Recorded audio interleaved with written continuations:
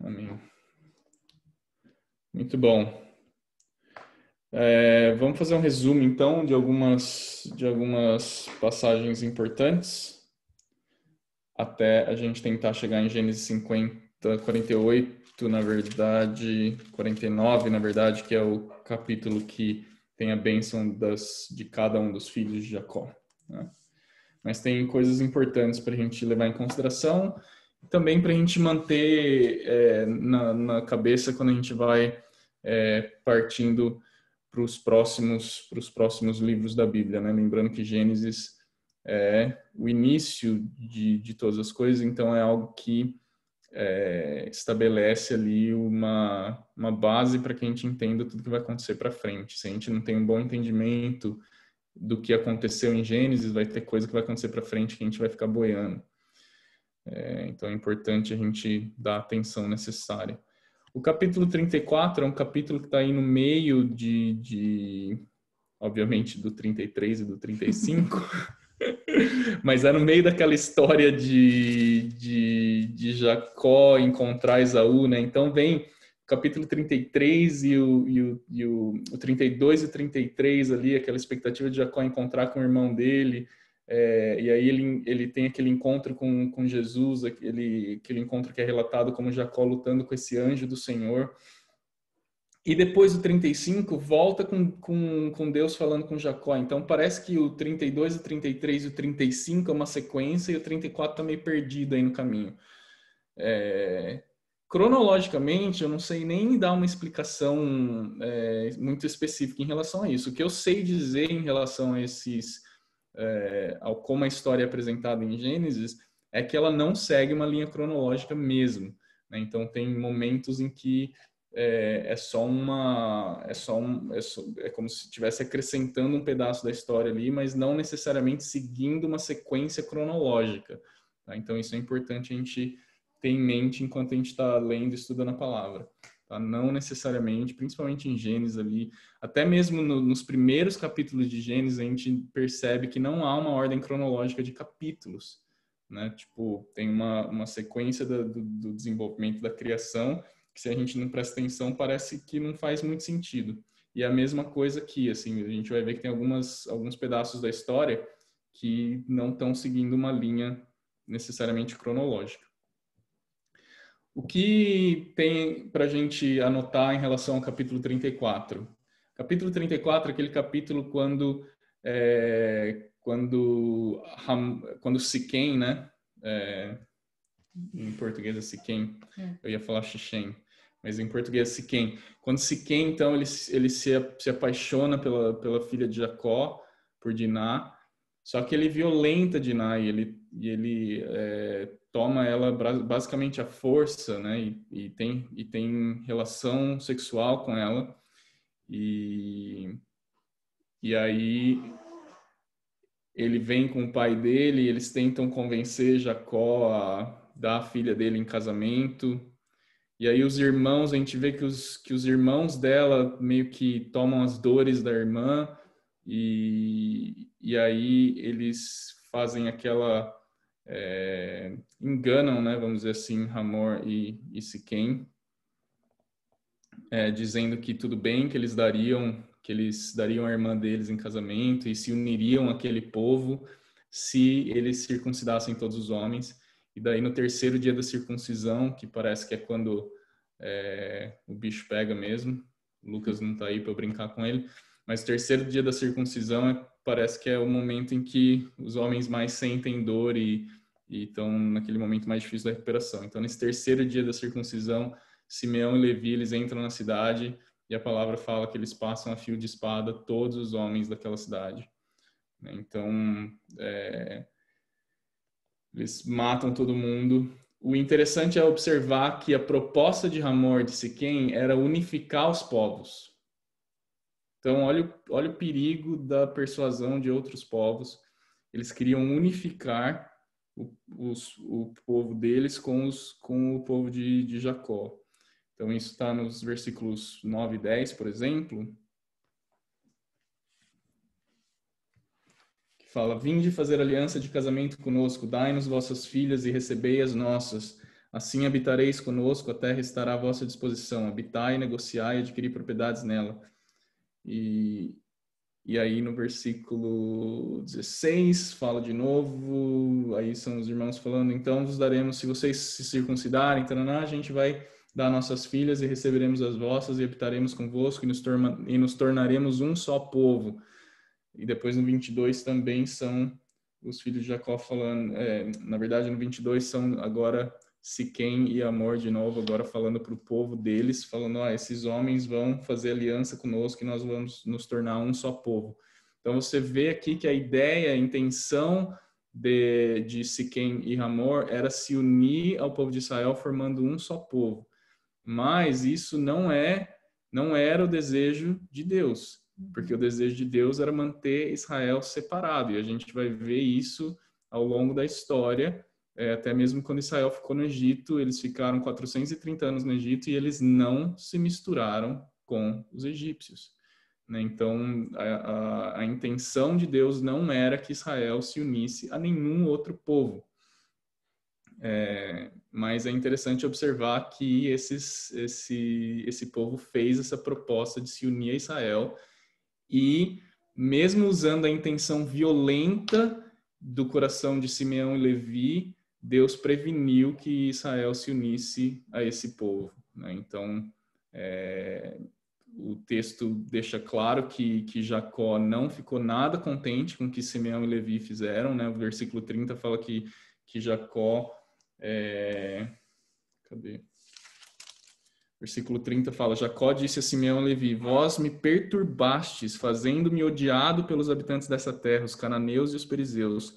Como tenho pouca gente, eles se ajuntarão e me matarão, e eu serei destruído com a minha casa. Então Jacó ficou desesperado, achando que esses povos iam vir pelejar contra Israel e vingar o que Simeão e Levi tinham feito, né? E aí a resposta de Simeão e Levi ainda por acaso ele deveria ter tratado nossa irmã como uma prostituta? Então eles estavam extremamente irados com o que Siquém tinha feito com Diná, e Deus, de certa forma, a gente pode dizer que Deus usou essa ira deles para prevenir que Israel se unisse a esse povo. Aí no capítulo 35 a gente já tratou desse capítulo, mas do versículo 1 ao 15, o Senhor Jesus aparece novamente a Jacó, dessa vez em sonho. Versículo 9 fala que Deus apareceu a Jacó novamente, depois que ele voltou, e ele disse, né, eu sou Deus, eu sou El Shaddai, né, El Shaddai é traduzido como Todo-Poderoso? Disse, meu Deus. Não, cadê? Deus apareceu-lhe outra vez e abençoou. Versículo 11, Todo-Poderoso. Disse Deus, eu sou Deus Todo-Poderoso.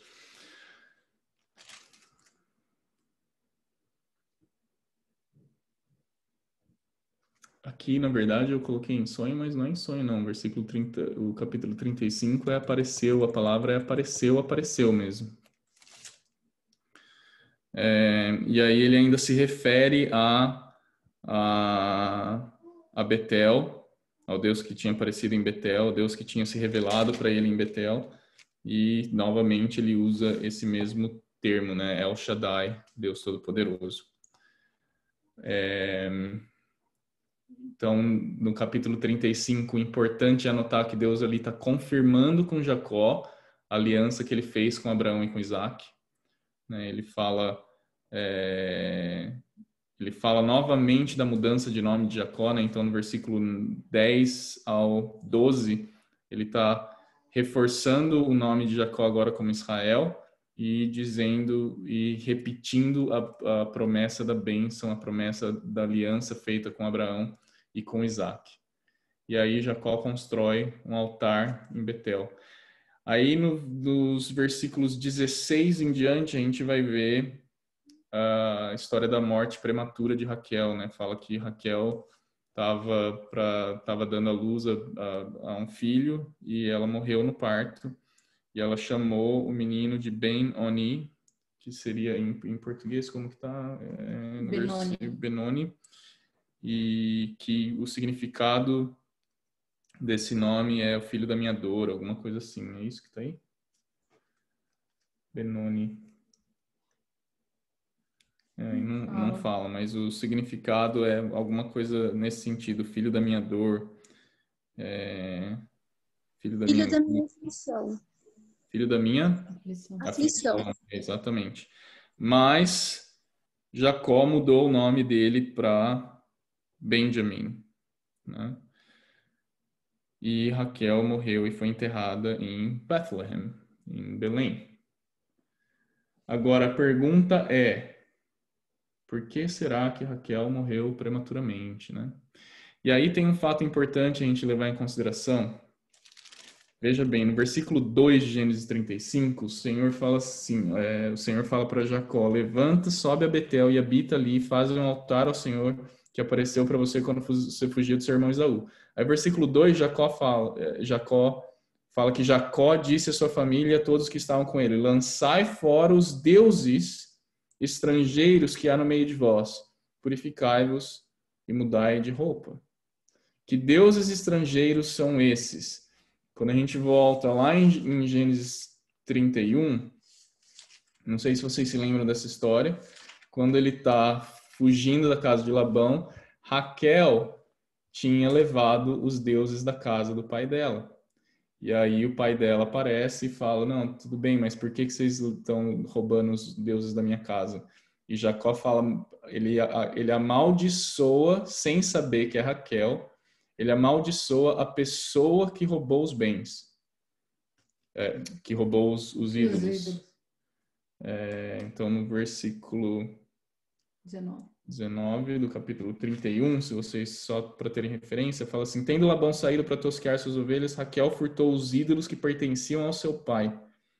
Aí no versículo 32 é quando ele demanda isso de Jacó, e Jacó fala: porém aquele com quem achares os teus deuses não viverá. Olha a maldição que Jacó libera sobre quem tinha levado os deuses da casa de Labão.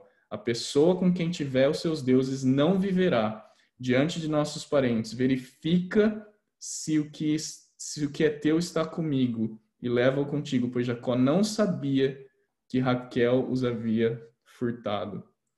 Então, assim, a gente pode afirmar: Raquel morreu porque Jacó amaldiçoou a pessoa que tinha levado os deuses da casa de Labão. A gente não pode dizer porque a Bíblia não diz que foi isso que aconteceu.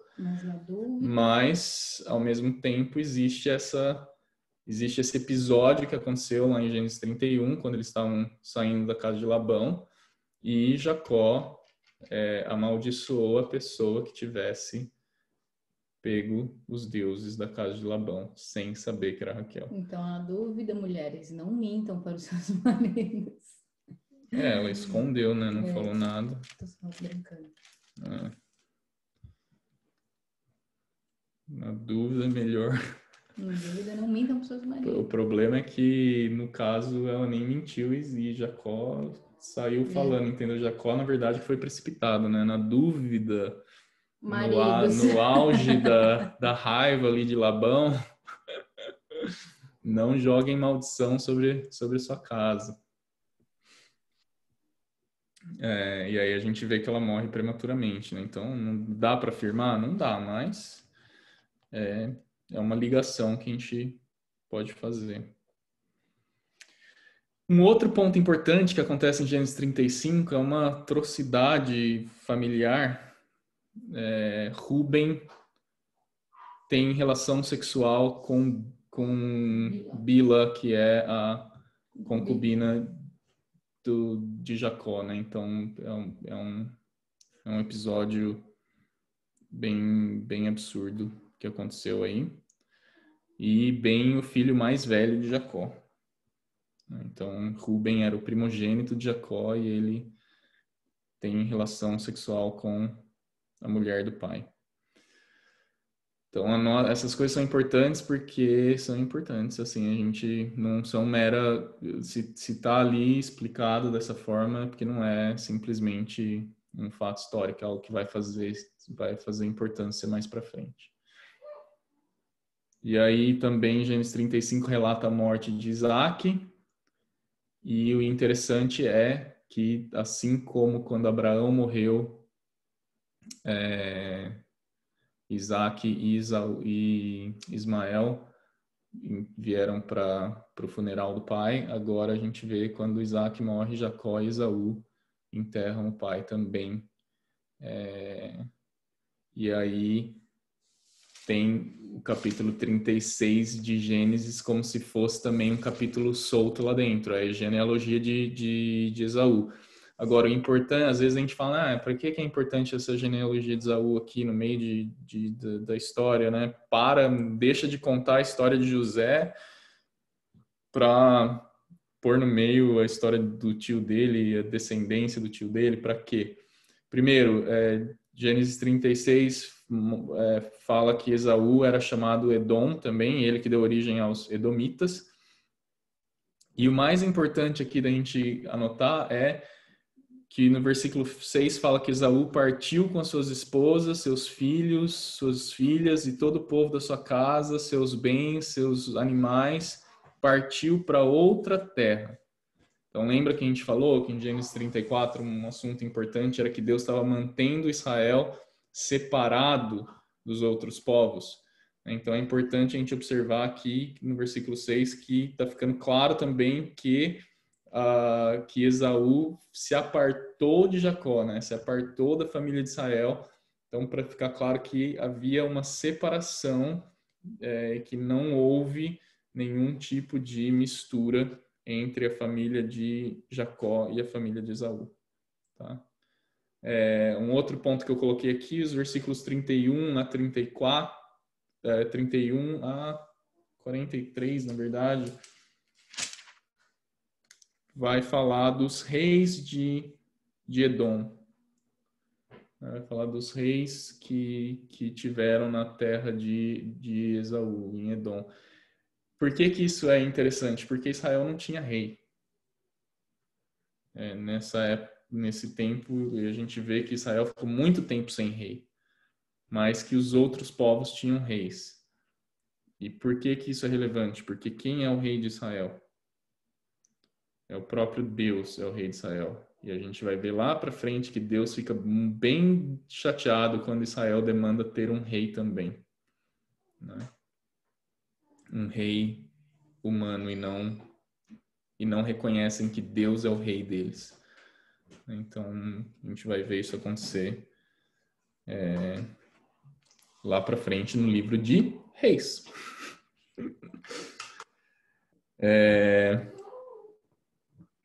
Mas o principal assunto, eu acho, de anotar em Gênesis 36 é essa separação entre a família de Esaú e a família de Jacó, deixando claro que Deus queria manter o povo de Israel separado de qualquer outro povo. Aí entra a história de José, fascinante história de José. Quem não gosta da história de José? A história de José é de fato fascinante. E Gênesis 37 já mostra logo a conspiração dos irmãos de José contra ele. Então José era o queridinho do pai. E por que eu falo que não segue uma ordem cronológica, né? Porque quando José foi vendido e tudo mais, não tinha, ainda nem tinha o irmão mais novo dele. Então você vê que Gênesis 35, quando fala da morte de Raquel, do nascimento de Benjamim, tá meio fora de uma ordem cronológica. Mas Gênesis 37, então, fala que, primeiro, José tinha 17 anos quando essa conspiração com os irmãos dele aconteceu. Ele era o queridinho do pai, o pai fez aquele manto para ele, né, ou aquela capa, túnica, não sei como está na Bíblia de vocês, e os irmãos ficaram com mais raiva ainda. O texto fala que José era como se fosse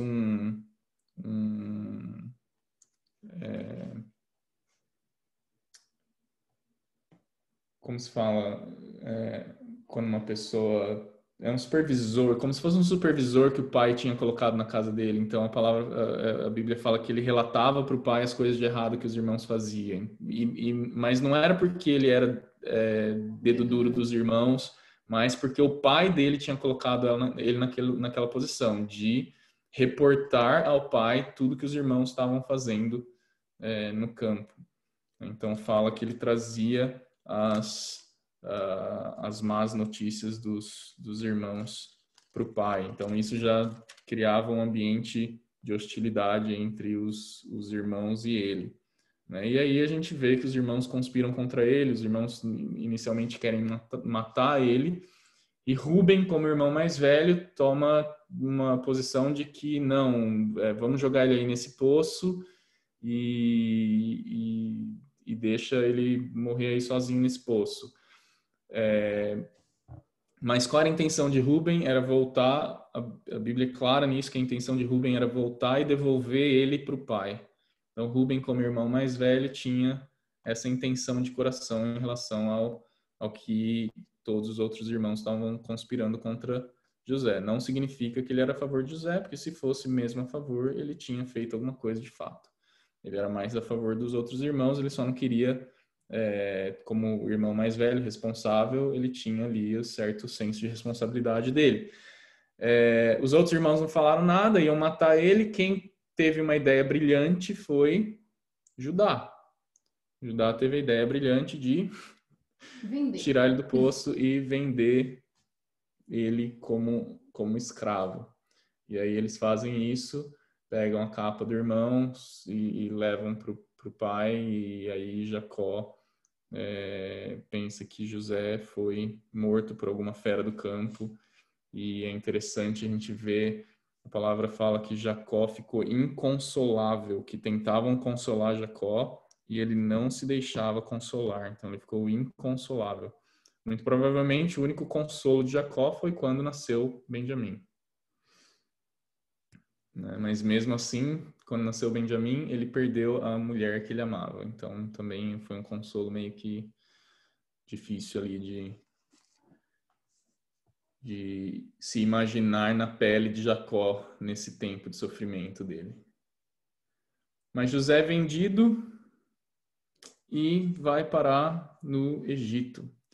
E aí para de novo a história em Gênesis 38 e insere uma outra história que não tem nada a ver com a história de José, mas que é importante para o decorrer de toda a história. Aliás, Gênesis 38 é muito importante.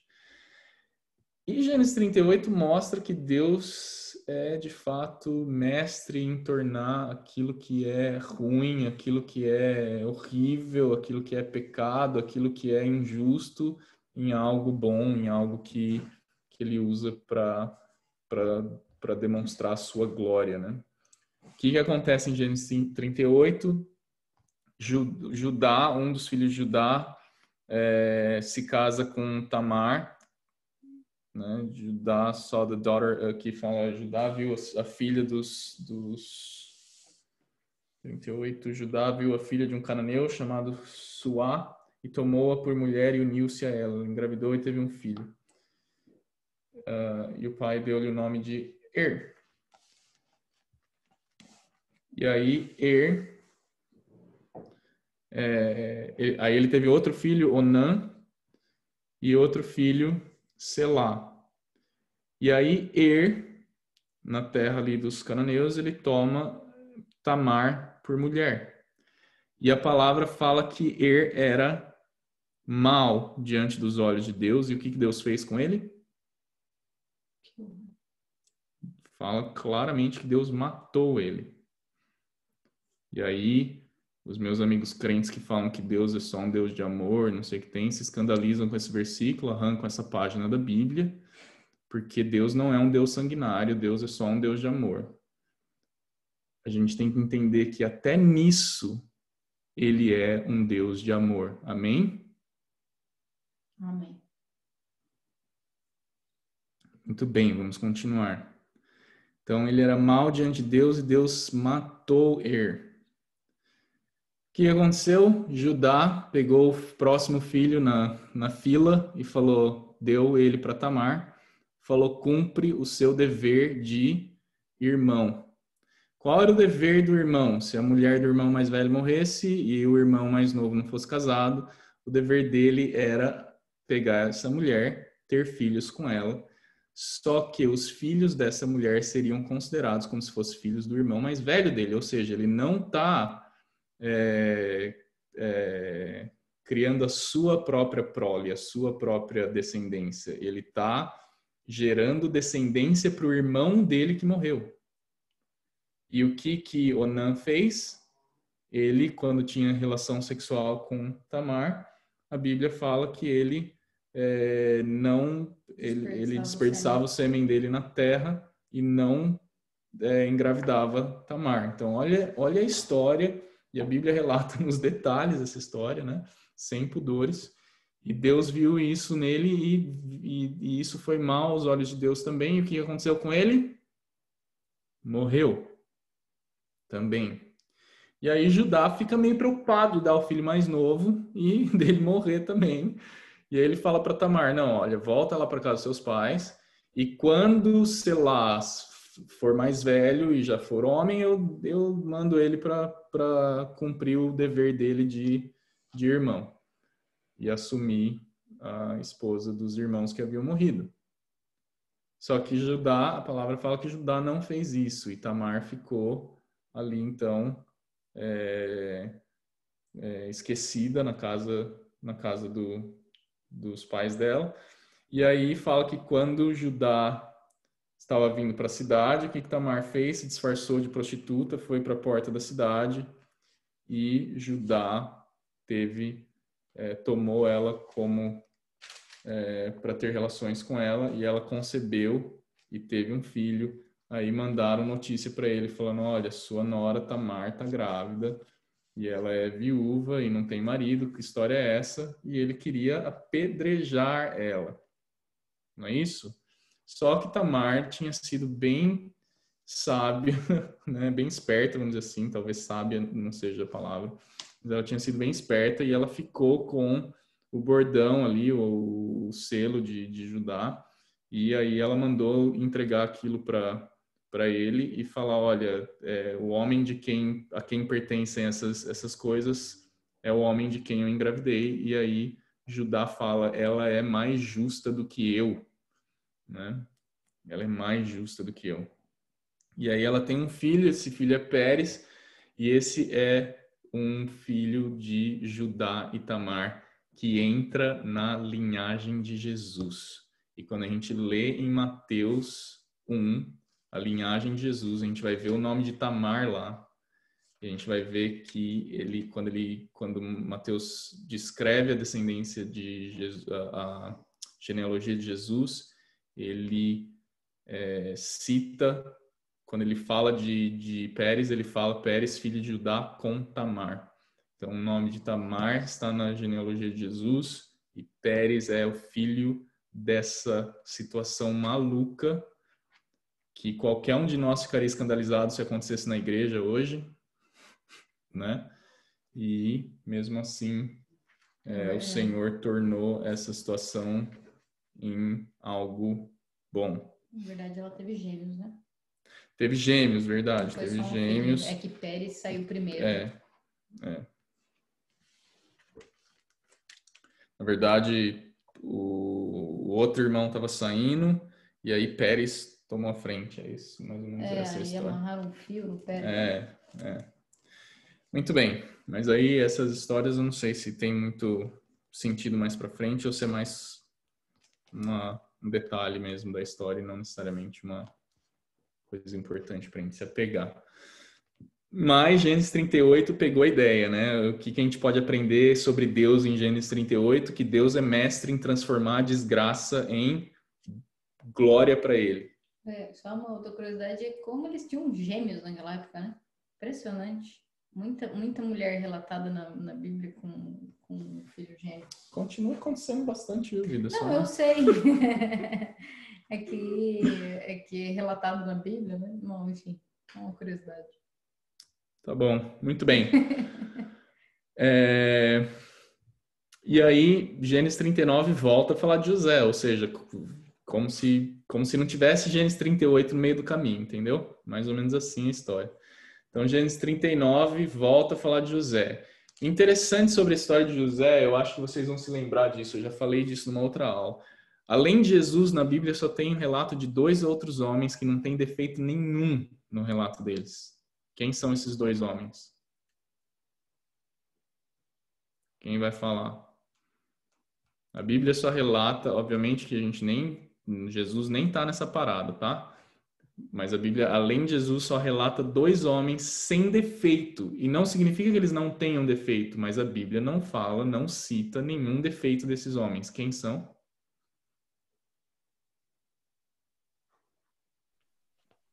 Um é Daniel, né? Um é Daniel, muito bem, Débora. E o outro é? José. José, muito bem. E o outro é José. Então a Bíblia não relata nenhum defeito, nenhuma coisa errada na vida de Daniel e nenhuma coisa errada na vida de José. É incrível isso, né? Significa que eles eram perfeitos, santos, justos? Não. Mas a Bíblia não relata nenhum defeito sobre eles. Versículo 5.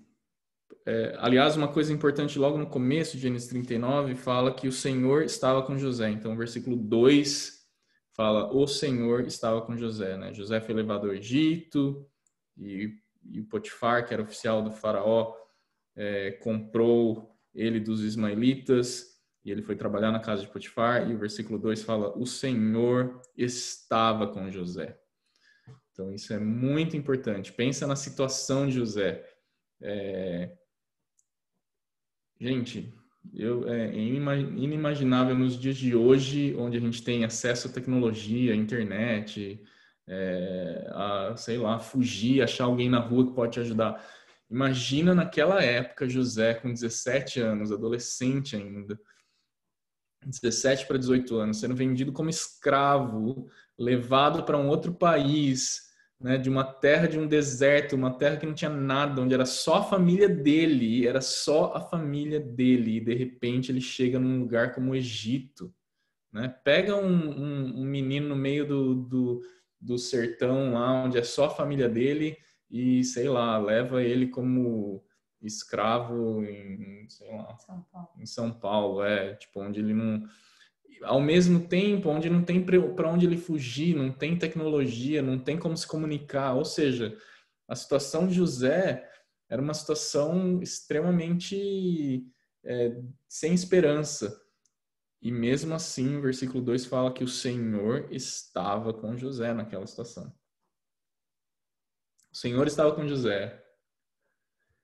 E o versículo 5 fala que o Senhor abençoou a casa de Potifar por causa de José. Então, olha só.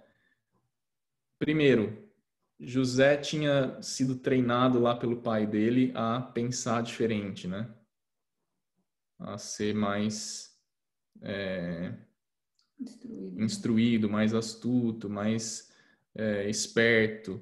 E a Bíblia fala no versículo 4 que José achou favor aos olhos de Potifar e ele tornou-se seu assessor, de modo que ele fez com que José se tornasse o mordomo da casa e entregou nas mãos tudo que ele possuía.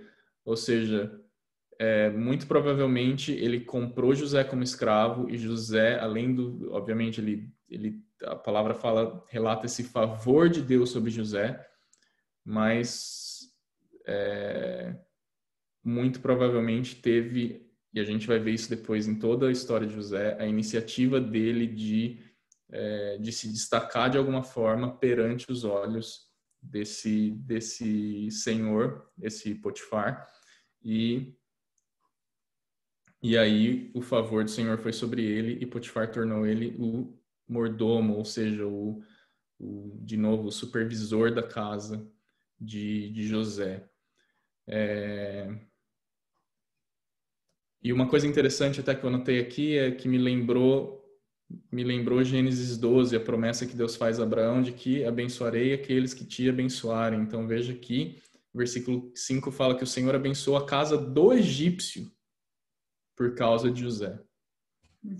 Então, Potifar foi abençoado por causa de José, porque ele tratou José. Obviamente teve o favor de Deus sobre José, mas Potifar foi motivado por aquele favor de Deus e ele tornou José o líder da casa dele.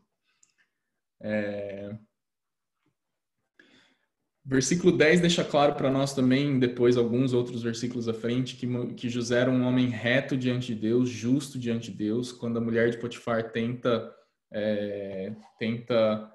pegar ele meio que à força lá e querer ter relações com ele recusa, obviamente que falando que aquilo seria errado perante o dono da casa, mas principalmente ele fala no versículo 10 que aquilo seria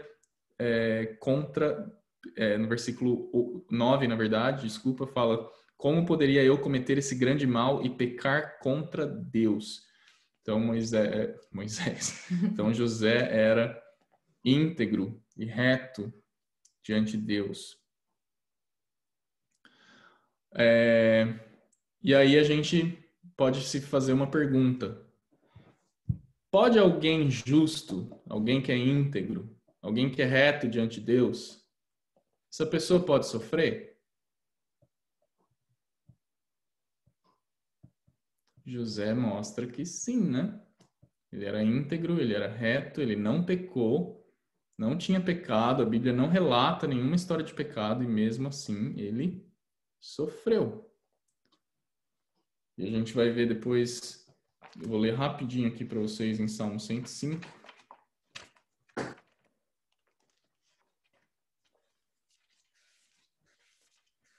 O que o salmista fala sobre José. Salmo 105, 17, fala assim: o Senhor enviou um homem adiante deles, José, que foi vendido como escravo.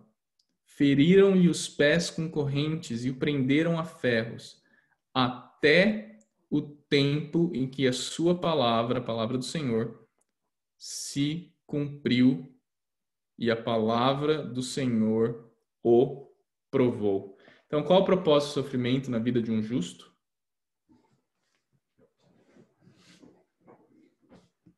Ser provado pelo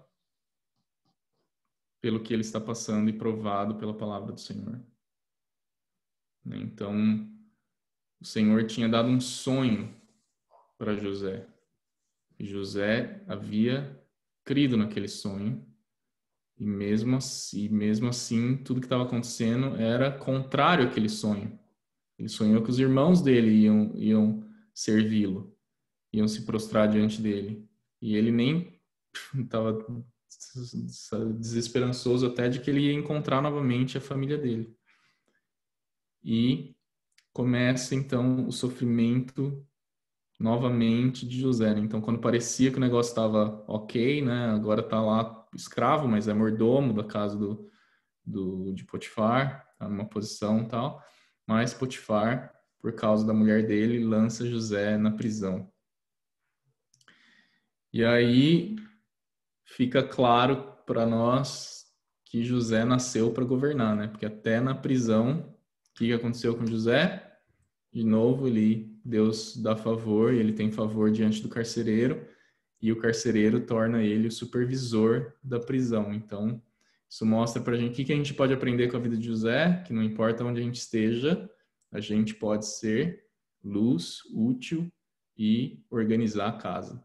Então, José, no meio da prisão, se destacou novamente e o carcereiro achou favor diante dele por quê? Porque Deus estava com José e aí ele tornou José, então, o líder da prisão ali. Então, na casa de Jacó, e interessante também notar que José era sempre o segundo em comando, né? Então, na casa do pai dele, era o pai dele, depois ele que reportava tudo sobre os irmãos, ele que supervisionava o trabalho dos irmãos e reportava para o pai. Aí na casa de Potifar, era Potifar, depois ele. Aí na prisão era o carcereiro, depois José. E aí no governo do Egito era o faraó e depois de faraó, José. Então ele era sempre o segundo na linha de comando. O que é uma boa ilustração, vamos dizer assim, que a gente pode fazer com José sendo uma figura que representa em muitos aspectos o Senhor Jesus. Então é interessante a gente notar isso, essa submissão. A gente vê que José nasceu para governar, ele governa onde ele quer que ele esteja, ele está numa posição de governante, né? E a posição de um rei é uma posição de governante, então ele está numa posição de governante, e só que ao mesmo tempo sempre tem alguém acima dele, então ele está sempre submisso a alguém. Na casa do pai dele ele estava submisso ao pai dele, depois na casa de Potifar submisso ao Potifar, na prisão submisso ao carcereiro e no governo do Egito submisso ao faraó. Mas ele é quem governava, né? Ele nasceu para governar. E isso é uma característica muito importante de Jesus. Jesus é aquele que vai vir para governar a terra, para reinar sobre a terra e governar a terra. Um outro ponto importante que eu já meio que falei é que José era um cara meio místico de certa forma, porque ele tinha sonhos, Deus falava com ele através de sonhos, mas ao mesmo tempo ele era muito pragmático, ele era uma pessoa prática, né? Então onde ele chegava ele organizava as coisas, ele governava, então é por isso que ele se tornou mordomo na casa de Potifar, depois líder na prisão. E onde ele chegava, ele arrumava. Mesmo por exemplo, óbvio que a sabedoria de Deus sobre a vida de José, mas Deus revela o sonho. O que é para fazer com aquilo que Deus revelou vem da sabedoria e da inteligência que ele está colocando em prática, né? Então, é importante a gente observar isso. Às vezes a gente fica muito no âmbito eu vou esperar o que Deus vai falar, que é para eu fazer, tarará, tarará. Deus quer que você use aquilo que ele já te deu também, né? Então, isso é interessante para a gente aprender na vida de José. Anotei aqui que José era cheio do Espírito Santo, porque Gênesis 41, versículo 38, Faraó fala: que homem há na terra como esse, que é cheio do Espírito de Deus? Gênesis 41, 38. Então o faraó perguntou aos seus subordinados: poderíamos achar um homem como este, em quem esteja o Espírito de Deus? Uau, hein? Um outro ponto importante a gente observar também, eu acho que eu anotei para falar mais para frente, mas quando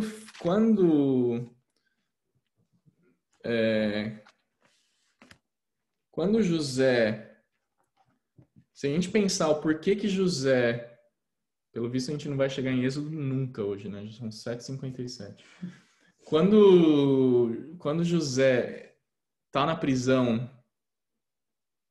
vocês já observaram que aqueles dois presos lá, o padeiro e o copeiro da casa de Faraó, eles não é iniciativa deles contar o sonho que eles tiveram? Não sei se vocês observaram isso. A iniciativa é de José. E por quê? Porque ele observou que eles estavam conturbados. Então, isso também ensina muita coisa a nosso respeito. Tem um irmão que fala muito sobre isso quanto ao pregar o evangelho ou quanto ao seu estilo de vida. Ele costuma dizer, não é sobre você, é sobre o outro. Então, não às vezes a gente acha que tudo tem que girar em torno do nosso próprio umbigo, né? Dos nossos próprios interesses. Então, o que essa pessoa fala é quando você está ali na fila do caixa do supermercado, você está mais interessado no seu tempo, na sua pressa, no que você quer pagar e ir logo para o carro, porque você está pensando em outras coisas, ou você está fazendo contato visual, olho no olho com a pessoa que está passando as suas compras e de repente colocando aquela pessoa diante de Deus, falando: Senhor, se tem alguma coisa que o Senhor quer que eu fale para essa pessoa, e observando a expressão facial, o tom de voz, aquilo que essa pessoa fala, e de repente um simples comentário seu pode mudar completamente o rumo da conversa e gerar uma oportunidade da gente compartilhar do amor de Deus com essa pessoa, né? Então, veja que José observou que aqueles dois homens estavam conturbados, e daí ele perguntou: o que está acontecendo com vocês? E daí eles falam sobre o sonho. Aí ele interpreta o sonho, e por causa disso, por causa desse interesse de José no outro, é que ele interpreta aqueles sonhos, é que tudo aquilo acontece, e o copeiro depois se lembra dele, depois de algum tempo, e aí quando o faraó tem os sonhos, ele vai até faraó para interpretar os sonhos de faraó. Uma outra questão muito interessante sobre quando José vai interpretar os sonhos de faraó é que, pensa na situação, você está preso, escravo, num país desconhecido, e de repente você está cara a cara com o principal governante daquele lugar, né? O dono de todas as coisas, a pessoa que se falar qualquer palavra, o que ele falar vai acontecer. E aí você tem a oportunidade, na frente de Faraó, de dizer: beleza, é a minha hora. Eu vou interpretar o seu sonho, então, se você me tirar da cadeia. Eu vou interpretar o seu sonho, então, se você me libertar dessa escravidão e eu puder voltar para a casa dos meus pais. Eu vou interpretar o seu sonho porque eu sou capaz de interpretar o seu sonho. E é isso que José faz? De maneira nenhuma. Em todo tempo, José fala: Deus é quem vai responder ao sonho de Faraó. Deus é quem vai dar resposta àquilo que Faraó sonhou. O meu Deus, e um outro ponto importante também da gente entender é: Faraó não conhecia o Deus de José. E Faraó era um homem muito poderoso, e eles tinham outros deuses no Egito, e de repente José está ali cara a cara com ele, e além dele não tomar aquela situação como uma vantagem para si mesmo, ao mesmo tempo ele tem a ousadia de dizer ao Faraó: o meu Deus, que é acima de todos os deuses que você tem na sua casa. Nenhum dos seus sábios pôde interpretar isso, mas o meu Deus vai te dar a interpretação do seu sonho.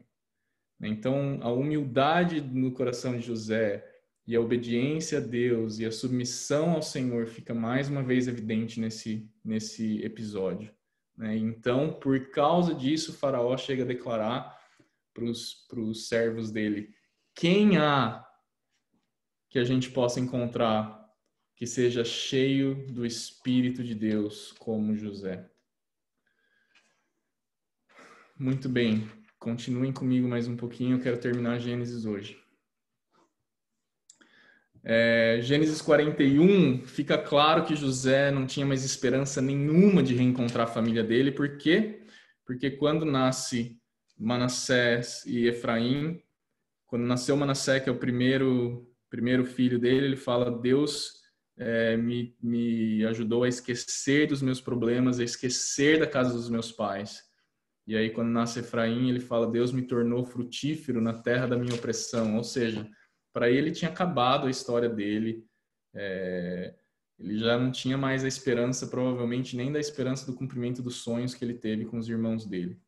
E aí vem tudo o que aconteceu nesse reencontro de José com a família dele. Então, 42 é o reencontro, né? Talvez o título que você pode pôr aí no seu estudo é o reencontro, no capítulo 42, ou o cumprimento dos sonhos de José, né? Também. Então, agora José com 30 anos mais tarde, agora já com 30 anos, ou seja, se ele tinha 17 naquela época, né? Faz as contas aí, quanto tempo demorou para ele reencontrar com os irmãos dele, né? Então, a gente tem que pensar assim, ó, foram pelo menos 20 anos. Por quê? Porque ele tinha 17 quando ele foi vendido, 30 anos quando ele assumiu o governo do Egito, e foram 7 anos de abundância, até terem os 7 anos de escassez para o começo, né, o primeiro ano de fome, para os irmãos descerem para o Egito.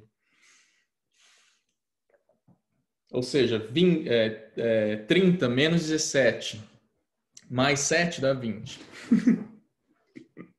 Só para fazer a conta e deixar embaralhado a cabeça da gente. Ou seja, pelo menos 20 anos se passaram para que esse sonho de José se cumpriu. O que isso ensina para nós? Que não necessariamente, quando Deus te dá alguma palavra, não necessariamente aquilo vai se cumprir no dia seguinte. Né? Demorou pelo menos 20 anos. Lembro também a história de Abraão, né? A gente já tinha falado da espera de Abraão. Mas olha essa espera de José também. A gente já aprendeu também com a espera de Jacó, né? E a espera de José, 20 anos pelo menos para ele ver o cumprimento dos sonhos que Deus tinha dado para ele. Agora, os versículos 7, 9, 10 e 13 deixam claros os cumprimentos, o cumprimento desses sonhos. Versículo 7 fala que os irmãos dele então vieram e se prostraram com o rosto no chão diante dele. Daí o versículo 9 vai falar que José se lembrou dos sonhos que ele havia tido. O versículo 10 fala que os irmãos dele chamaram ele de meu senhor. Eles responderam, meu senhor, teus servos vieram comprar mantimento. No versículo 13 fala, nós, teus servos. Então eles estão se submetendo a José, se prostrando diante de José, cumprindo aquele sonho que José havia tido 20 anos atrás. No versículo 21 de Gênesis 42, os irmãos falam assim uns com os outros, na verdade, nós somos culpados com respeito a nosso irmão. Eles estão reconhecendo o que eles fizeram contra José. Porque vimos a angústia da sua alma quando nos rogava e não o quisemos atender. É por isso que esta angústia está vindo sobre nós agora. Então, eles estão reconhecendo aquilo que eles fizeram contra José nessa situação, mesmo ainda sem saber que José era José. Gênesis 43 e 44 a gente poderia intitular como a transformação dos irmãos de José. A gente vê como os irmãos de José foram transformados ao longo dos anos. Por quê? Porque eles tinham ciúme e inveja de José, quiseram matar José, vender José, e agora eles têm um zelo e proteção por Benjamim, que é agora o queridinho do papai. Então agora eles têm um zelo incrível por Benjamim, e uma proteção incrível por Benjamim, e a gente vai ver um destaque fenomenal para Judá nessa história toda. Então a gente vê que Simeão, quando eles voltam lá para a casa de Jacó e falam, não, o governador lá do Egito falou que a gente tem que levar o nosso irmão mais novo. Primeiro eles relutam com José ali, eles tentam de alguma forma não precisar trazer Benjamim. José fala, não senhor, vai lá buscar seu irmão mais novo que eu quero conhecer esse rapaz. Aí quando eles contam para Jacó, Jacó fala, não, vocês já fizeram mal demais para minha vida, agora mais esse eu não vou suportar. E aí Simeão tem uma ideia de maluco. Simeão fala assim, não, beleza, se eu não trouxer ele de volta, você mata meus 2 filhos. Tipo, como é que você fala isso para um vô, né? Tipo, qual é a ligação aí, né? Que ideia maluca foi essa de Simeão falar isso para Jacó? E Judá fala, não, se ele não voltar, você pode requerer a vida dele de mim mesmo. E a gente vai ver que quando José arma lá uma situação para ver o que eles iam fazer com Benjamim, quem se destaca é Judá. E aí tem um trecho enorme aqui em Gênesis 44, de Judá se colocando na frente e falando, me deixa eu tomar o lugar do meu irmão e deixa ele voltar em paz para a casa do meu pai, né? Então, tipo, eu fico, me toma no lugar do meu irmão como prisioneiro, se você quiser me matar no lugar do meu irmão, mas deixa o meu irmão voltar para a casa do meu pai. Então, essa a mudança, né, de alguém que quis vender José como escravo para alguém agora que está disposto a dar a vida dele para salvar o irmão mais novo. Então, é incrível a transformação na vida de Judá. Mas não só de Judá, né? Dos irmãos todos, mas é que Judá se destaca demais nesse capítulo 44. No 45 fica de novo muito evidente a humildade de José tanto quando ele interpretou o sonho de Faraó, mas agora quando ele se dirige aos irmãos, ele fala para os irmãos que foi Deus que o enviou. Ele fala: vocês tentaram me mandar para cá, me vender como escravo, mas na verdade foi Deus que me enviou aqui para que vocês pudessem ser salvos agora. Então, veja o que acontece aqui em Gênesis 45, no versículo 7. Fala assim: Deus enviou-me adiante de vós, para vos conservar descendência na terra e para vos preservar a vida com um grande livramento.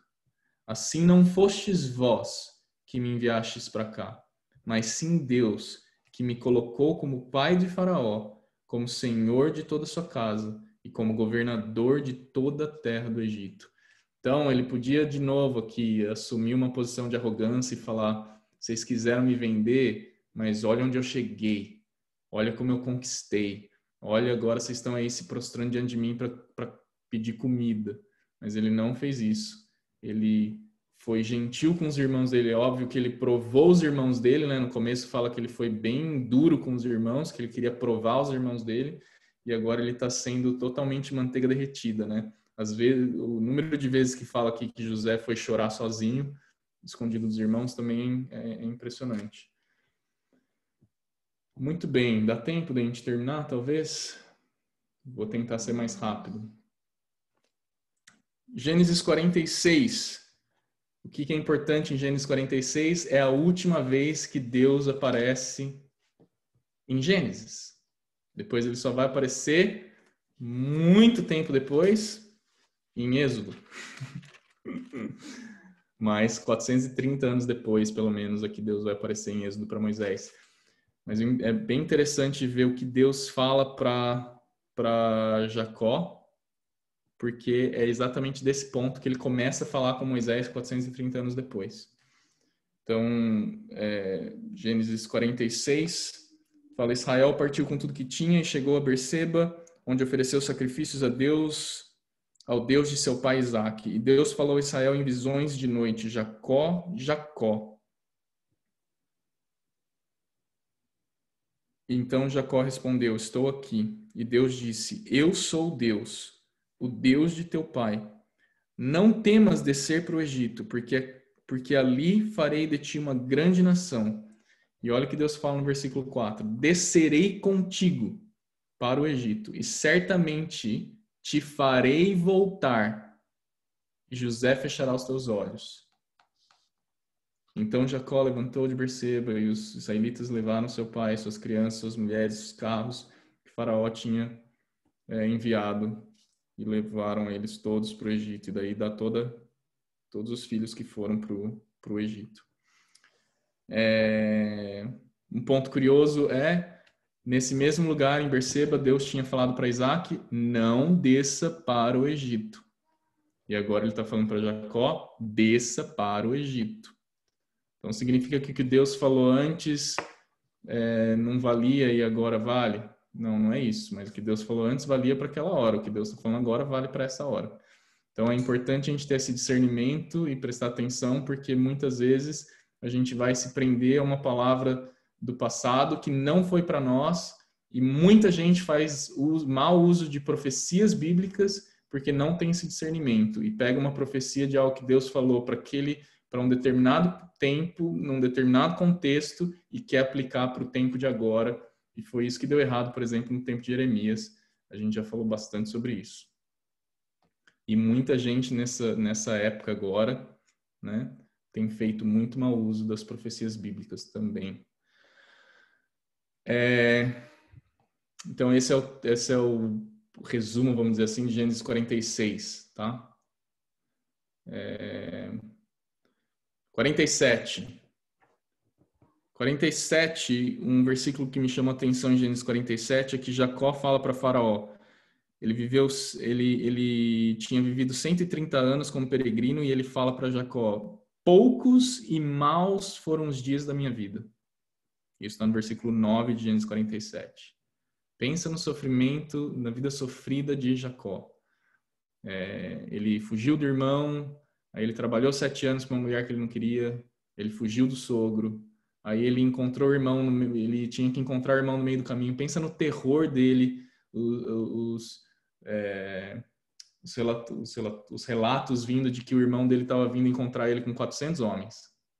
Aí quando encontra, abraça, beija e tudo mais, mas se você é Jacó e o seu irmão que te odeia tá vindo te encontrar com 400 homens, você ia estar preocupado ou não?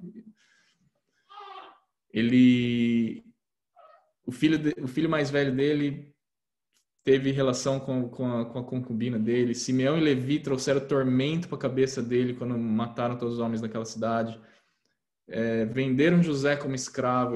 Raquel morreu prematuramente. Ele ficou, depois do encontro com o anjo, ele ficou coxo de uma perna. Enfim, pensa em todos os traumas da vida de Jacó e como a vida dele foi de fato sofrida, né? E aí a gente entra em 48 e 49, que são os capítulos da bênção, né? E é aí que a Débora queria chegar hoje, né, Débora? Os capítulos da bênção. Pontos importantes a gente observar. Se a gente tivesse que dar de repente um tema para o livro de Gênesis, a bênção é um tema muito interessante, porque começa logo na criação, tudo que Deus fazia, ele abençoava aquilo que ele fazia. E aí tem muitos capítulos no livro de Gênesis que o ponto central é a bênção, né? Deus abençoando as gerações, abençoando a descendência. E a gente vai ver isso muito claro agora em Gênesis 48 e 49. Um ponto importante a gente observar é que não fala que Deus mandou Jacó abençoar os filhos. Então, é uma bênção voluntária de Jacó. Só que, ao mesmo tempo, é evidente que essa bênção voluntária de Jacó é uma bênção conduzida ou dirigida pelo Espírito Santo. Mesmo porque tudo que ele fala para os filhos se cumpre, né? Mesmo ele trocando toda a ordem de prioridade dos filhos, né? Ele começa abençoando a casa de José. E aí ele pega os filhos de José e ele troca a ordem da primogenitura dos filhos de José e ele abençoa Efraim antes de Manassés, né? Aí a gente tem, então, um ponto para observar, por que será que Judá é quem recebe a principal bênção aqui e de onde Deus escolhe levantar a genealogia de Jesus? Dentre muitas outras coisas que Deus pode nos revelar depois, mas coisas práticas que a gente pode observar pensa nos filhos antes de Judá. Rúben dormiu lá com a mulher do pai. Simeão é o segundo e Levi o terceiro. Os dois fizeram aquela atrocidade naquela cidade lá, trouxeram tormento para a vida do pai.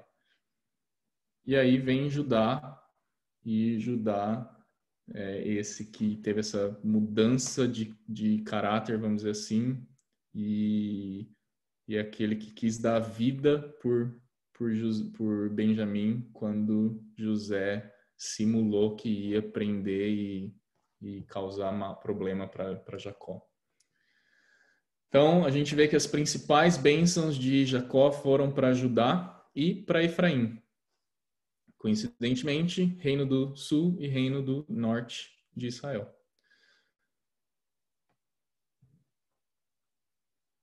Veja o versículo 3 de Gênesis 48. E Jacó disse a José: o Deus Todo-Poderoso me apareceu em luz na terra de Canaã e me abençoou. Vocês lembram quem é esse Deus Todo-Poderoso que apareceu para Jacó em luz, em Gênesis 35?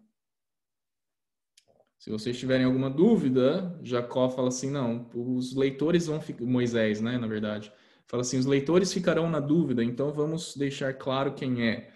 E aí o versículo 16 fala, Jacó diz: o anjo que me tem livrado de todo o mal, abençoe este rapaz.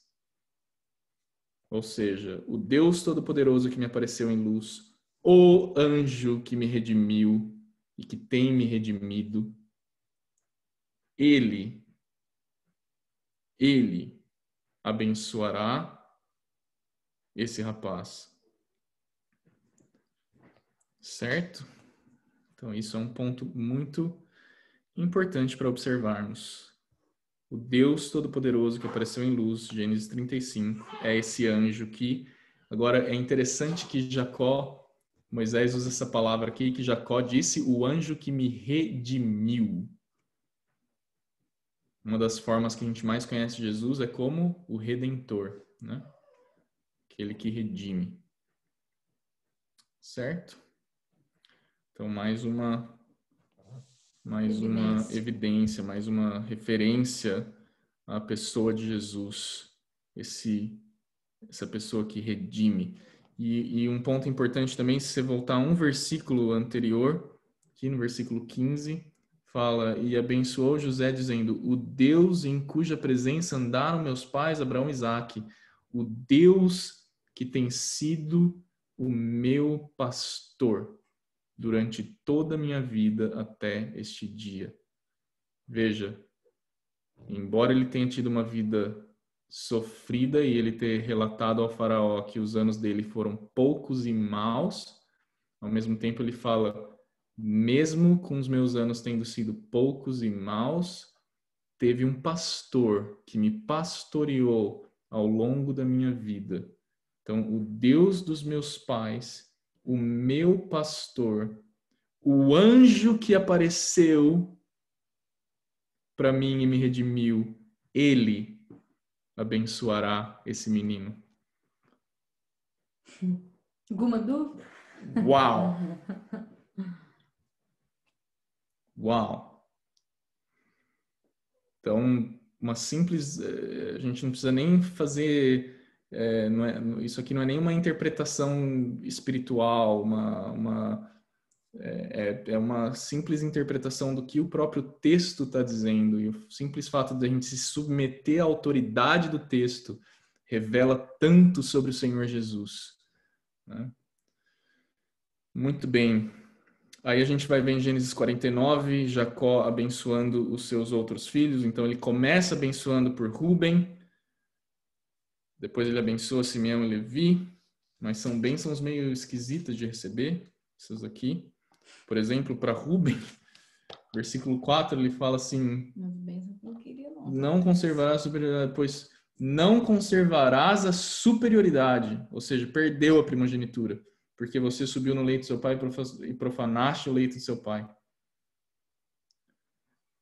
Simeão e Levi, suas espadas são instrumentos de violência. No seu conselho não entres, ó minha alma. Ou seja, ele fala assim, que eu não esteja nem no pensamento de vocês. Imagina falar isso para um filho. Eu não quero estar nem no pensamento de vocês.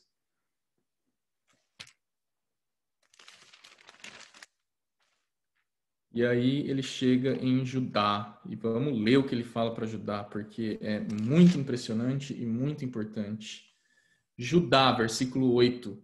Teus irmãos te louvarão. Olha os termos que Jacó está usando. Teus irmãos te louvarão. Tua mão será sobre o pescoço dos teus inimigos. Os filhos de teu pai se prostrarão diante de ti. Ou seja, todos os seus outros irmãos vão se prostrar diante de Judá. Judá é um leãozinho, ou seja, um filhote de leão, em algumas versões vão estar dizendo. Subiste vindo da presa, meu filho. Ele se encurva e se deita como um leão e como uma leoa. Quem o despertará? O cetro não se afastará de Judá, nem o bastão de autoridade de entre os teus pés, até que venha aquele a quem pertence. E os povos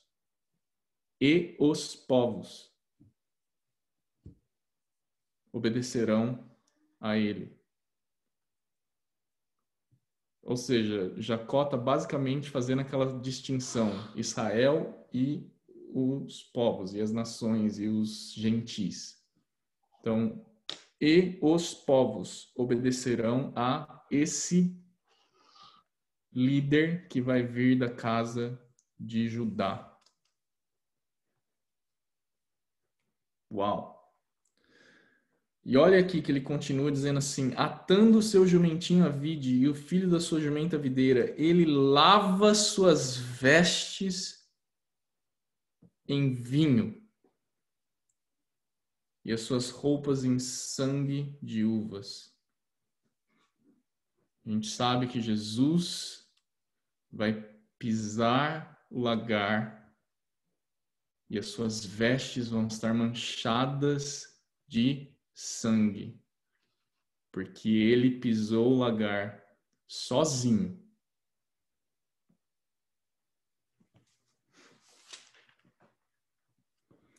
Muito bem. Aí ele continua abençoando Zebulun, Issacar, Dan, Aser ou Asher. E aí ele fala de novo de José, e aí você vê uma intensidade maior de novo quando ele fala em José no versículo 22 em diante. De Gênesis 49. E aí ele fala 22? José é um ramo frutífero junto à fonte, seus raminhos se estendem sobre o muro, e daí ele abençoa a casa de José também de uma maneira especial. Pontos importantes a se observar, antes de eu falar rapidamente de Gênesis 50. Jacó, antes de morrer, ele não quer ser enterrado no Egito. E aí, Gênesis 50, até do versículo 1 ao 14, é basicamente o funeral de Jacó. Eu não sei se vocês têm curiosidade, assim, eu lembro que eu fiquei muito impressionado uma vez que a gente estava viajando e eu assisti no museu o funeral de Victor Hugo em Paris. E foi algo que me marcou muito, porque o cortejo, a multidão, foi uma coisa que me impressionou bastante. Se você lê o funeral de Jacó, deve ter sido uma coisa que naquela época era uma coisa meio de louco, porque Faraó liberou todas as carruagens, todas as coisas do Egito para que José fosse até Canaã, até a terra onde havia sido enterrado Abraão e Sara e Isaac, e que ele fosse até lá para que José fosse até lá com um cortejo, né, do Egito, com toda a sua família, e um cortejo de carruagens e etc., para fazer o funeral do pai dele e voltar. Então, eu imagino que naquela época tenha sido uma coisa também impressionante, o funeral de Jacó. Posso estar errado, mas isso é só a minha imaginação criativa. E é um detalhe interessante, porque a gente vai ver no final de Gênesis 50 que José também não quer ser enterrado no Egito. E o que ele fala? Quando eu morrer, ele pede que os irmãos dele jurem que, quando eles saírem do Egito, que eles vão pegar os ossos de José e levarem para a terra prometida. E por que vocês acham que José fez isso? Por que vocês acham que Jacó fez isso? Tanto Jacó quanto José criam, assim como Abraão, na ressurreição. E eles querem ressuscitar na terra em que Deus prometeu dar para eles. E eles vão ressuscitar um dia nessa terra onde Deus fez uma promessa. E Deus vai cumprir essa promessa literalmente, essa promessa que ele fez para Abraão, Isaac e Jacó. Então a gente vê em Gênesis 50, versículo 22, a gente vê José permaneceu habitando no Egito, ele e sua família, a família de seu pai, e viveu 110 anos. José viu os filhos de Efraim até a terceira geração, e os filhos de Maquir, filhos de Manassés, nasceram sobre os seus joelhos. E depois dessas coisas, José disse a seus irmãos: estou para morrer, mas Deus certamente vos visitará e vos fará subir dessa terra para a terra que jurou a Abraão, a Isaque e a Jacó. E José fez os filhos de Israel jurarem, dizendo: certamente Deus os visitará e fareis transportar daqui os meus ossos. Então morreu José, com 110 anos de idade, e depois de o embalsamar, colocaram-no num caixão no Egito. E aí a gente vai ver o que quando eles saem do Egito, eles levam os ossos de José com eles. Uau! 8h29, passei meia hora do tempo, mas eu acho que a gente precisava fazer esse resumão. A minha ideia era ter encurtado mais ainda, mas não dava para encurtar mais do que eu encurtei. Então vamos lá, estamos abertos para comentários, dúvidas, perguntas. Se tem alguma coisa que vocês observaram e que eu não trouxe à tona, me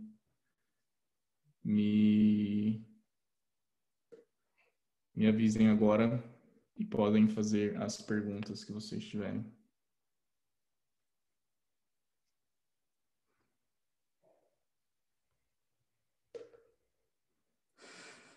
É isso mesmo. Não, O Lázaro o Lázaro Alves aqui, meu amigo, tá me tirando um sarro da matemática meio louca que eu fiz. Mas é que é o jeito que você falou. É que é o jeito que eu falei, ficou meio esquisito. Mas assim, José tinha 30 anos quando ele assumiu o governo da casa de Faraó. Ele tinha 17 quando ele saiu da casa quando ele foi vendido como escravo lá na casa do pai dele. Então, 30 menos 17 dá 13. Então, teria passado 13 anos até que ele assumiu o governo do Egito. E aí tiveram 7 anos de abundância. Então, 13 anos mais 7 dá 20 anos. E aí, no primeiro ano de fome, é que ele tem o encontro com os irmãos. Então, a gente pode entender que pelo menos 20 anos aí dele esperando que o sonho se cumprisse. Ou seja, quando você receber uma promessa do Senhor, a gente é muito imediatista, né? Tipo, eu fiz uma compra ontem na Amazon e eu tô aqui olhando no meu celular por que ainda não chegou agora, entendeu? Eu comprei ontem à noite. O Lázaro falou para você ler o Salmo 105 sobre José. Acho que ele não estava na sala a hora que você leu. Você chegou atrasado, mas Salmo 105, eu li esse pedaço que fala sobre José e é de fato incrível. Aliás, o Salmo 105 é um salmo inteiro incrível. E leiam e meditem no Salmo 105 depois, porque é fundamental para esclarecer ainda mais, para trazer ainda mais luz e mais discernimento para esses textos que a gente leu hoje. Ele também, o Lázaro também comentou aqui sobre a ressurreição, né, o fato de Jacó e José crerem na ressurreição e crerem no cumprimento da promessa que Deus fez para Abraão. E então é incrível assim a gente observar essa fé nos patriarcas e entender que mesmo eles foram justificados pela fé, assim como fala que Abraão foi justificado pela fé, a gente vê que também Jacó e José, eles criam da mesma forma que Abraão.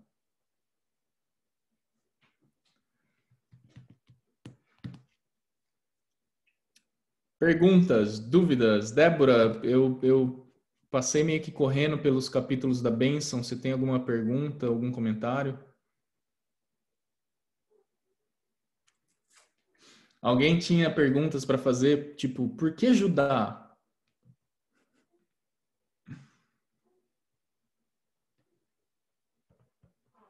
Não. Provavelmente não. Eu sempre tive meio que essa dúvida, assim, mas por que Judá, né? Tipo, agora, o interessante é a gente observar que, de fato, Deus elege de uma maneira especial, de uma maneira soberana. Então, a eleição de Deus é uma eleição soberana mas a explicação lógica mais interessante que eu já ouvi foi essa que eu dividi com vocês, né? Dos problemas que aconteceram com Rubem, Simeão e Levi, e Judá era o próximo, vamos dizer assim, na linha de sucessão e na linha de importância, né, da primogenitura. Enfim. Tem uma dúvida muito grande. Vamos lá. Eita, dúvida grande, vamos ver. Enquanto o Lázaro formula, você pode até abrir o áudio, Lázaro, se quiser fazer pergunta no áudio. Uma coisa que eu queria compartilhar novamente com vocês, que eu acho que pode ajudar muito, vão no YouTube, coloquem Caminhando pela Bíblia com Harold Walker, e aí vocês vão ter vários vídeos de 5 a 10 minutos no máximo. Ele é bem pragmático e bem direto ao ponto, assim. Ele jamais demoraria 1h30 para falar tudo que eu falei. Ele falaria em 10 minutos tudo que eu expliquei para vocês, e vocês ficariam com menos dúvida e com mais certeza das coisas do que a 1h30 que eu precisei usar. Mas, enfim, aconselho vocês demais. Eu tava, como Gênesis é um livro que já faz tempo que eu li esse ano, então eu precisei reler bastante esses capítulos antes dessa aula, e eu assisti alguns vídeos dele que me ajudaram bastante a estruturar algumas coisas para falar para vocês. Então, assistam esses vídeos que vão ajudar muito. Vai lá, Lázaro, vamos ver se eu consigo te ajudar. Pera aí, eu não tô achando O o texto. verso aqui. Se tu conseguir me explicar isso aqui, eu acho que eu vou vibrar muito. Pera aí. Do capítulo 37 ao 50 é a história inteira de José, né? José. E sua família. Cadê Jesus? Só que no meio dessa história toda entra... Cadê meu A pai? história de Judá e Tamar? É isso, entra Judá e Tamar. E aí, tipo, uma história de prisão de José, o fogo de Deus na vida dele. Aí, do nada, aparece essa história no meio. Uhum. E aí eu não entendo porque dessa história tá bem no meio ali. Talvez a minha explicação vai ser meio frustrante para você, mas o que eu falei para eles antes de você entrar hoje é que Gênesis não segue necessariamente uma ordem cronológica. Aliás, vários livros da Bíblia não necessariamente seguem uma ordem cronológica. Então a gente vê isso também em Gênesis 34. Gênesis 34 é a história de Diná, a filha de Jacó, e o que Simeão e Levi fazem lá com aqueles povos, matando todos os homens. Eles mandam circuncidar os homens e matam todo mundo. E também é uma história que é jogada no meio, assim, tipo, parece que tá vindo Gênesis 32, 33 e 35, é tudo a mesma coisa, mas daí tem esse Gênesis 34 no meio. É a mesma coisa com 37, 39, 40, 41 em diante, e daí tem 38 no meio. Mas na minha opinião, é justamente para deixar claro isso que eu acabei de falar sobre as bênçãos que Jacó dá para os filhos e o porquê que tanto Simeão tanto Rúben quanto Simeão quanto Levi perderam ali seus direitos, né, de irmãos mais velhos. E a história de Judá, o que eu comentei é que, para mim, é uma história que deixa claro o quanto Deus é poderoso para transformar uma atrocidade, né, em uma família, uma história tão horrorosa, para resplandecer a glória dele no meio disso e deixar clara a misericórdia, o amor, e deixar claro que não é por mérito de ninguém, não é porque Jesus não veio da linhagem do filho mais certinho de Jacó. Jesus não veio da linhagem de José, né? Talvez a gente pensaria, poxa vida, Jesus tinha que vir da linhagem de José, né? Um cara íntegro, reto diante de Deus. A Bíblia não relata nenhum defeito sobre ele. Mas exatamente para deixar evidente que não existe esforço humano para que a glória de Deus seja manifesta. A glória de Deus se manifesta onde ninguém é capaz de achar que a glória de Deus vai se manifestar ali. Por quê? Porque ele é Deus e ele é soberano, e ele não divide a glória dele com os homens. Entendi. Eu pensava que tinha algo ali bem espiritual, sabe? Talvez, pode até ser que tenha alguma outra explicação que eu também desconheço, assim, mas Mas o mais lógico de explicar é, primeiro, o livro de Gênesis não segue uma ordem cronológica, né? E segundo, é uma história que está ali para evidenciar a glória de Deus numa história tão esquisita, tão nojenta, né? E aí da gente pensar, nossa, tão improvável que uma pessoa dessa é quem vai receber a principal bênção dos filhos de Israel, né? Então, de novo, essa evidência da misericórdia, da grandeza de Deus, do amor de Deus. Entendi. Né? Eu até falei também, eu não sei se estava quando eu falei, que em Gênesis 38, os 2 primeiros filhos de Judá, eles morrem pelo juízo de Deus, né? Então, fala claramente lá que morreu, Deus matou porque ele era mau, e depois Onã, Deus vai lá e mata ele também porque ele é mau. E aí eu até comentei com o pessoal aí, falei, e agora? Deus mata mesmo? Né? Como é que ficam aqueles meus amigos crentes que falam que Deus é amor e Deus não vai destruir, não vai matar ninguém, não vai, né? Então a gente tem que entender que até mesmo nisso Deus continua sendo amor, Deus continua sendo misericordioso, Deus continua sendo perfeito. E são coisas que a gente precisa ler com humildade e nos posicionar com humildade de coração, sabendo que o nosso Deus, mesmo no juízo, ele é perfeito em amor. Amém. Amém? Só uma coisa antes da gente sair.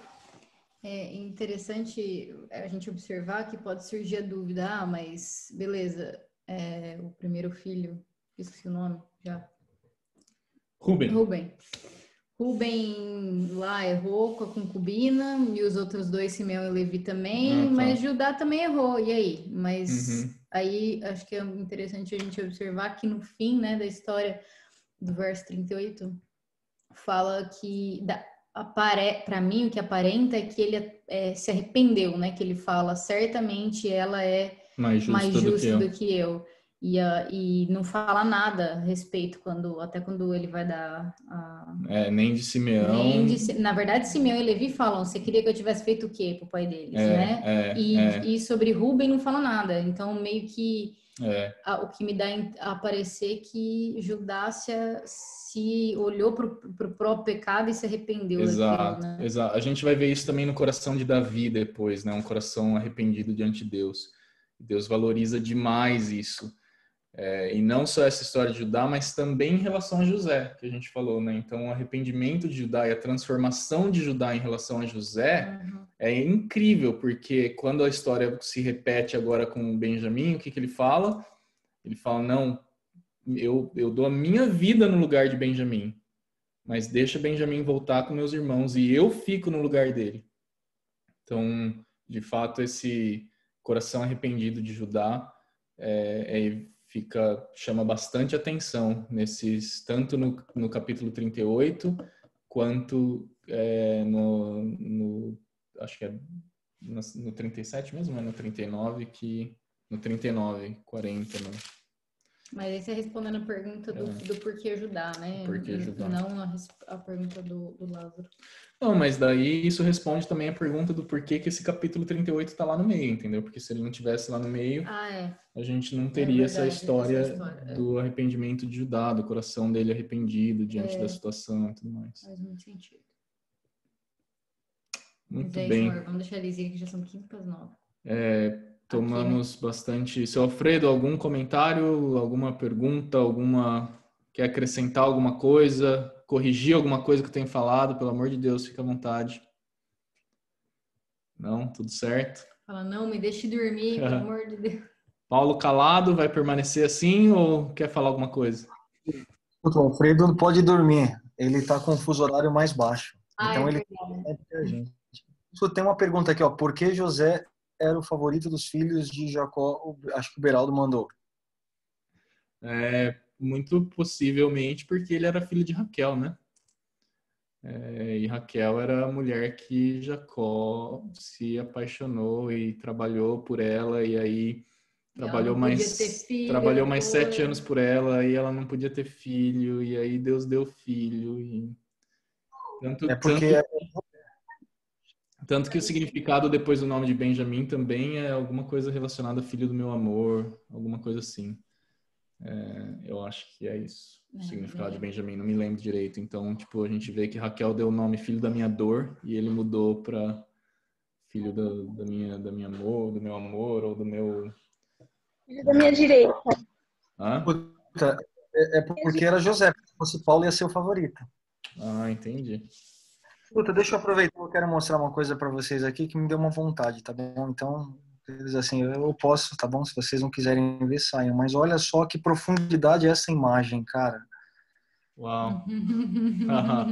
Vitor, olha lá, vocês têm pelo no rosto, pai de uma menina, agora você já tem quase as 12 tribos de Israel só no Canadá. Só mais um que o seu, viu? Com essa família. E a barba branca. Que isso, hein, Vitor? Olha só, isso aqui é preciosidade, cara. Isso aqui eu vou vender no mercado negro daqui a uns 20 anos. Importante ressaltar que tinha bastante cabelo. Tem uma outra aqui do lado aqui, mas não ficou tão boa, não. Ela ficou meio apagadinha aqui. Eu tava vendo. Meu filho. Traduzir. Beijo. Lembra, Débora, disso? Lembro, claro. Falamos sobre Mateus 25 nesse dia aí. Verdade. É verdade. Uma ótima mensagem com o seu caderno, suas bíblias. Lembra disso? Então, tá bom, pessoal. Muito obrigado. Ah, Paulo, comprei um microfone, viu? Até achei que ia chegar. Eu tava falando pro pessoal. Deixa eu ver. Não, ainda não chegou, era para ter chegado. Vai chegar hoje ainda. Comprei na Amazon aquelas entregas de 24 horas, mas eu comprei ontem à noite. Eu falei para Débora, eu tava aqui olhando toda hora para ver se chegava o negócio, mas ainda não. Será que vai chegar? Já pensou chegar no meio da live e você fala assim, viu? Na transmissão você fala assim, espera só um pouquinho que eu vou testar esse negócio. Então, quer dizer que na próxima semana, qualidade Tri HD, não é Full HD. Não, é só o microfone, né? A câmera continua sendo essa câmerazinha meia boca aí do Mac Air.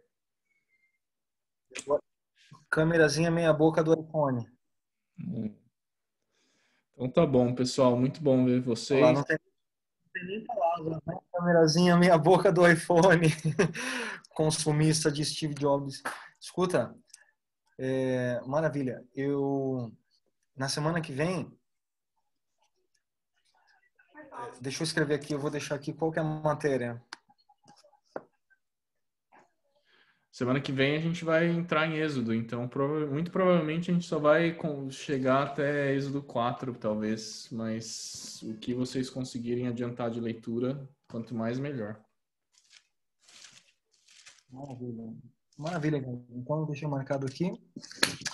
Thank you por todos se conectarem, o pessoal que já saiu também. Êxodos de 1 a 4, né? Tá. Mas é prazeroso. Maravilha? Beleza. Oye, Víctor, ¿por qué dejaste de tarea leer Juan, pues? ¿Cómo es, Alfredo? Dejaste de tarea que viéramos cuántas veces en Juan dice yo soy. Ah, tá vendo? Quantas vezes? Quero só ver se o pessoal consegue ver isso daí. Na Bíblia inteira ou só em Êxodo? Solo Juan dijiste. Uau. Quantas vezes diz? ¿Débora no leyó? Bueno, yo encontré 26. 26? 26.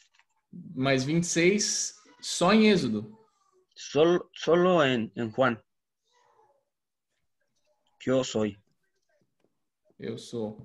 Aí se juntar com todas as vezes que ele fala em João também, aí vai perdendo as contas aí. Muito bem. Ó, Paulo, acabou de chegar o negócio que eu te falei. Chegou o negócio? Acho que é o negócio que tá chegando aí. Meu Deus. Ô, Alfredo, Vamos fazer uma oração. Vamos que vamos. Oração rápida. Sabe como é uma oração rápida? Como rápido. Rápido e furioso. Sabe como é uma oração rápida? ¿No? Deus, ó Deus, ó Deus. As piadas do Paulo são as melhores, né, seu Alfredo? Essa é uma oração rápida. Deus, ó Deus, ó Deus. Muito bem. Então, já que a Stephanie saiu fora aí, não vai fazer a nossa oração de encerramento, eu vou pedir para o Alfredo, então, para ele poder orar. Por Amém. favor. Alfredo, ora em línguas, por favor, tá? Shakabanga. Shakabanga. Amém. Dios Padre Todopoderoso, te damos muchas gracias por este tiempo, Señor, este tiempo de conexión contigo, con tu Espíritu. Gracias por la vida de Víctor, por su esposa, por Paulo, por Débora y toda la gente que se ha conectado en este tiempo, Señor. Gracias por tu palabra que has puesto en nuestros corazones para poder enseñar, para poder ministrar, para poder dar a otros, Padre, lo que tú estás dando a nosotros. Te damos gracias, Señor. Bendícenos en el nombre de Jesús. Amén. Amém. E amém. Amém, amém. Obrigado, Alfredo. Um abraço, pessoal. Obrigado a todos. Beijão, bom descanso a todos. Bye, bye.